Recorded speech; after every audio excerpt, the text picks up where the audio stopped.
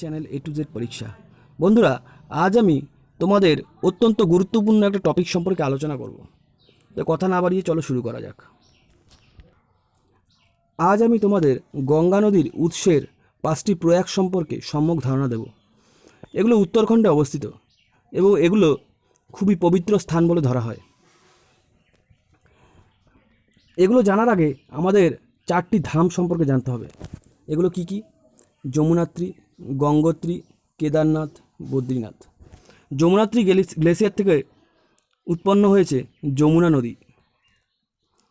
Gangotri glacier থেকে উৎপন্ন হয়েছে ভাগীরথী নদী।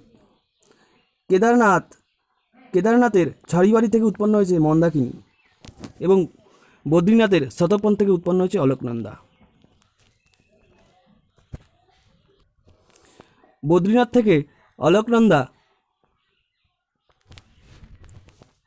উৎপন্ন হয়ে ধৌলি গঙ্গার সঙ্গে মেশে এবং সেই মিলনস্থল বা জায়গাটার নাম হচ্ছে বিষ্ণু প্রয়াগ।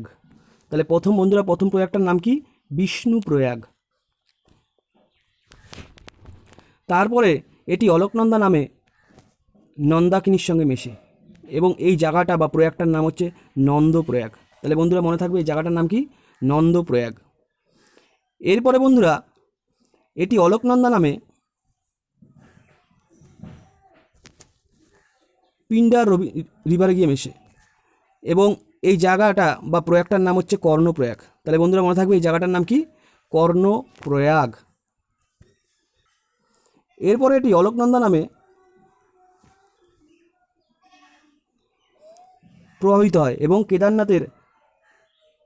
কেদারনাথ থেকে উৎপন্ন মন্দাকিনী এর সঙ্গে মেশে এবং এই জায়গাটার নাম বা প্রয়াগটার নাম হচ্ছে রুদ্রপ্রয়াগ।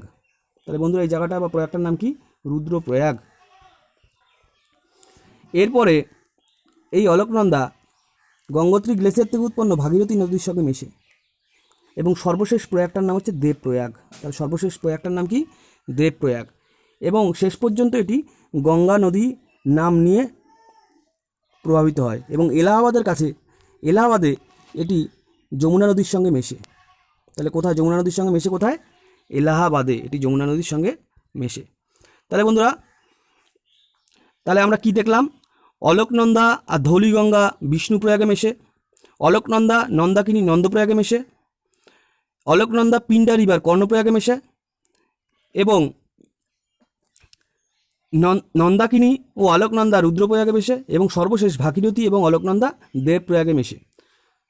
বন্ধুরা এখান থেকে সচরাচর মাঝে মধ্যে আপনারা প্রশ্ন দেখতে পারবেন। তো আশা করি আমি বোঝাতে পারলাম। ভিডিওটা যদি ভালো লেগে থাকে তাহলে অবশ্যই একটি লাইক, শেয়ার এবং চ্যানেলটিকে সাবস্ক্রাইব করতে ভুলবেন না। Thank you.